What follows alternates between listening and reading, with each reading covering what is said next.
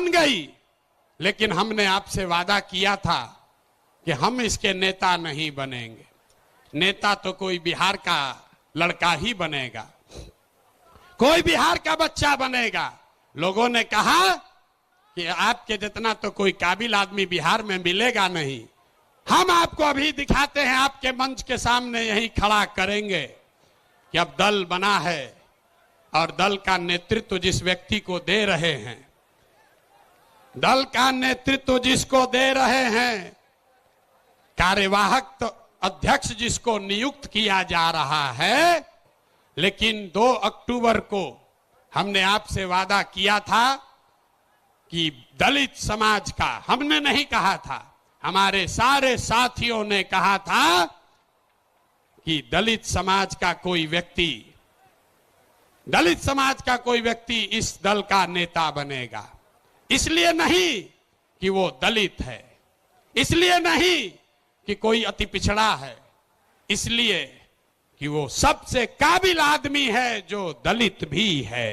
सभी से सलाह करने के बाद जिनके नाम पर सबकी सहमति है, वो सज्जन यहां मधुबनी के हैं, मधुबनी के गांव में पैदा हुए, यही सरकारी विद्यालय से पढ़े, जमुई के सरकारी विद्यालय से पढ़ा हुआ ये बच्चा नेतरहाट गया। नेतरहाट से पास होने के बाद आईआईटी कानपुर गए और आईआईटी कानपुर से इलेक्ट्रिकल इंजीनियर बने।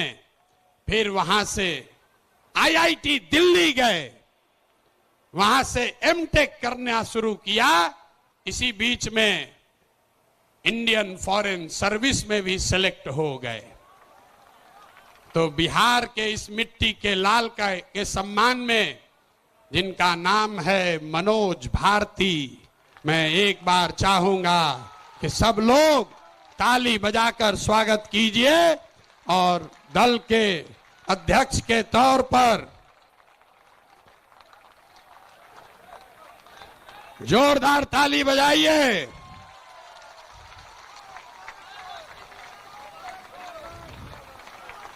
दल के अध्यक्ष के कार्यवाहक अध्यक्ष के तौर पर मनोज भारती जी, जो अनुसूचित समाज के हैं, लेकिन ये प्रशांत किशोर से ज्यादा काबिल आदमी है। की शिक्षा व्यवस्था बनाएंगे, उसका रास्ता भी आपको बता रहे। 5 लाख करोड़ रुपया जुटाएंगे इसी बिहार से और ऐसी शिक्षा व्यवस्था बनाएंगे कि पूरे देश से लोग जैसे नालंदा विक्रमशिला में पढ़ने आते थे, वैसे यहीं पर पढ़ने आएंगे। तभी बिहार ज्ञान का भूमि फिर से बनेगा। ये शिक्षा व्यवस्था से क्या होगा? 0 से 15 साल, 15 साल से कम उम्र के आपके जितने बच्चे हैं, वो इतना बढ़िया पढ़ लेगा कि उसको बिहार की व्यवस्था पर वो बोझ नहीं बनेगा।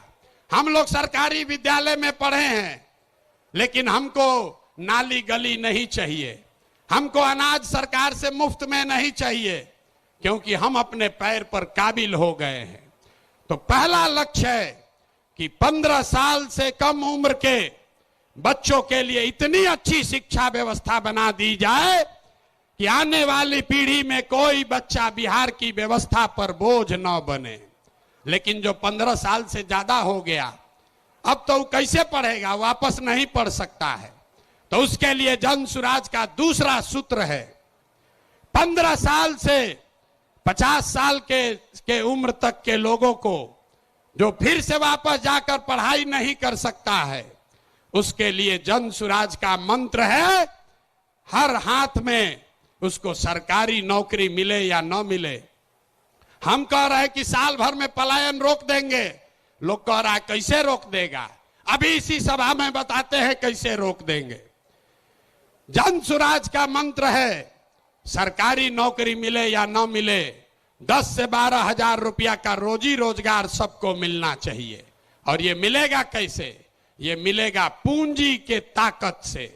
ये पूंजी आएगा कहां से? हम मन से कह रहे हैं, हमको विशेष राज्य का दर्जा नहीं चाहिए, हम लोग भिखारी नहीं हैं।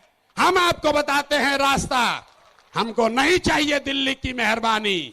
बिहार के लोगों में, आपके बाजुओं में, हम लोग के दिमाग में सरस्वती की इतनी कृपा है कि हम लोग अपना रास्ता खुद बनाएंगे। वो लोग हमको क्या देगा? बिहार से हम लोग उनकी मदद करेंगे। बिहार में जितना बुजुर्ग आदमी है, अब वो न पढ़ सकता है, न रोजी रोजगार कर सकता है। तो जन सुराज का संकल्प है कि 60 वर्ष से ज्यादा उम्र के हर महिला पुरुष को कम से कम 2000 रुपया महीना पेंशन जरूर दिया जाए, ताकि कोई भी हम लोग का माँ बाप, चचा भैया, कोई गरीब आदमी कम से कम इज्जत से जरूर रह सके। यहां समाजवाद की सरकार चली है, सामाजिक न्याय का बात हुआ है, लेकिन बिहार में 100 में 60 आदमी, 100 में 60 लोग भूमिहीन हैं, उनके पास जमीन नहीं है। पूरे देश में 100 में सिर्फ 38 आदमी के पास जमीन नहीं है। लेकिन बिहार में भूमि सुधार लागू नहीं होने की वजह से 100 में 60 आदमी भूमिहीन है। इसलिए जन सुराज का एजेंडा है कि अगर किसानों का जीवन सुधारना है तो सबसे पहले भूमि सुधार लागू करना है। और दूसरी बात, मजदूरी। खेती को, बिहार का जो खेती है वो खाने वाला खेती है, इसको कमाने वाला खेती अगर बनाना है तो लोगों को मदद देनी पड़ेगी। गांव देहात में हम लोग क्या कहते हैं?